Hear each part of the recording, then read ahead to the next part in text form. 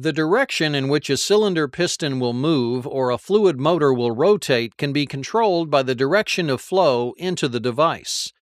A cylinder is said to reciprocate if its piston travels back and forth, being reversed automatically at each end of its stroke without human operator attention.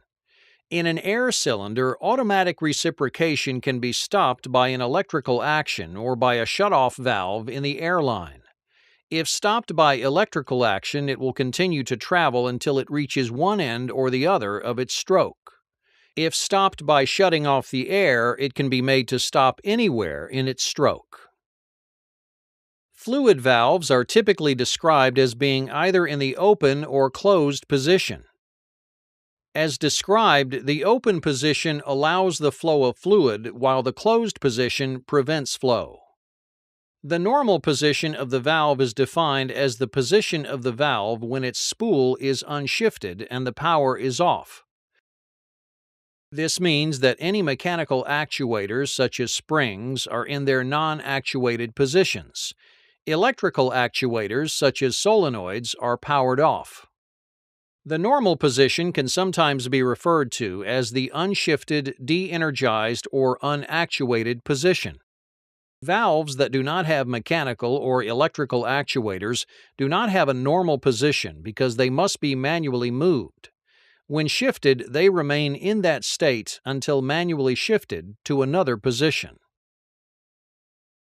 The terms normally opened and normally closed are used to describe the condition of a valve when it is in the normal position. For this valve, the normal position allows unrestricted fluid flow through the open ports. Therefore, this valve is a normally open valve. As with fluid valves, electrical switches also have a normal state. In this case, the limit switch is operated by the movement of the cylinder rod. When the cylinder rod extends, it moves a cam which makes contact with a lever that actuates the appropriate switch.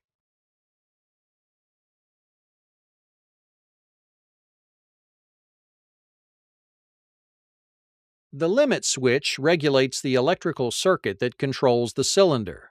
Wiring diagram graphic symbols for limit switches are used to identify both its location within the electrical circuit and the state of the switch contacts. The most common contact symbols show whether the switch is normally open or normally closed. As before, a switch is considered to be in its normal state when it is unshifted with the power off. While a normally open valve allows fluid to flow, a normally open switch prevents current from flowing. Electrical current can flow across the switch as long as both sides are touching contactors. Circuit diagrams are typically depicted in their normal off state before any work has been accomplished and no cycles have started. If the switch is drawn above the circuit line, it is a normally closed switch. If the switch is drawn below the line, it is normally open. Adding an arrow to either illustration indicates that the switch can be held open or closed. For example, consider the limit switch, which is an electrical switch operated by the motion of a machine or presence of an object. In this circuit, there are two limit switches. Limit switch 1LS is a normally open switch.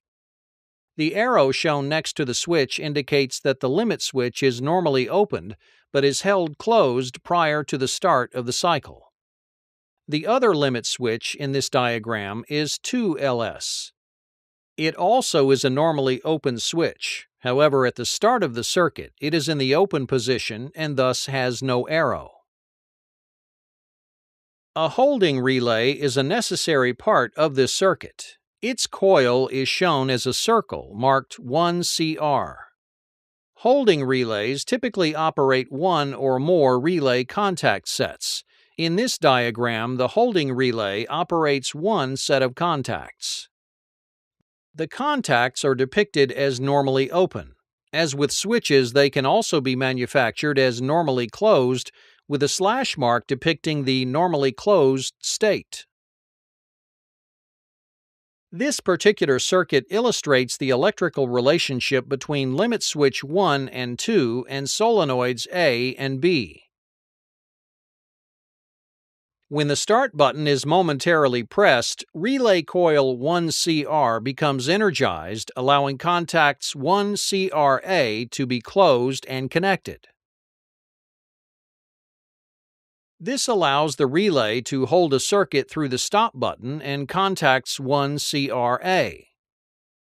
Once the contacts are closed and connected, the coil will remain energized even if the start button is released. When contacts 1CRA are closed, electrical power is distributed to the rest of the circuit. Since limit switch 1LS is held closed by the cam prior to the beginning of the cycle, current flows through this switch and activates solenoid A. Since limit switch 2LS is open prior to the beginning of the cycle, current cannot flow, and thus solenoid B remains de-energized. Solenoid A operates the hydraulic valve, which shifts to allow fluid to flow and extend the cylinder. As the cylinder extends, the cam releases limit switch 1LS, which in turn de-energizes solenoid A. However, since the valve has no spring returns, it remains in its shifted position when both solenoids are de-energized. As the cylinder continues to extend, the cam engages limit switch 2LS. When limit switch 2LS is closed, solenoid B becomes energized. Solenoid B then shifts the hydraulic valve, allowing fluid to drain from the blind end and begin to fill the rod end of the cylinder. The rod and cam begin to retract until the cam engages limit switch 1LS and the cycle starts anew.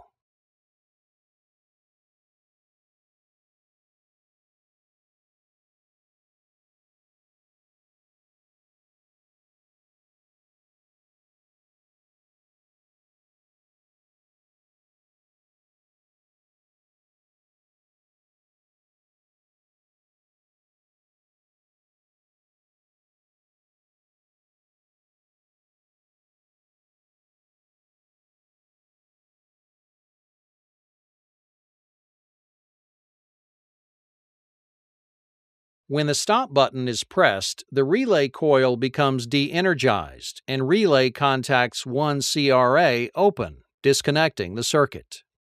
This removes current from the entire circuit and de-energizes both solenoids. With both solenoids de-energized, the hydraulic valve remains in its current position and the cylinder will continue to travel in its current direction until it reaches the end of its stroke. Since there is no power to the limit switches to engage the solenoids of the valve, the cylinder remains in its current position. Depending upon when the stop button is pushed, the cylinder may stop in either its extended or retracted position. Understanding how electrical circuits impact fluid machine components can help designers and technicians develop the most effective systems for each unique requirement.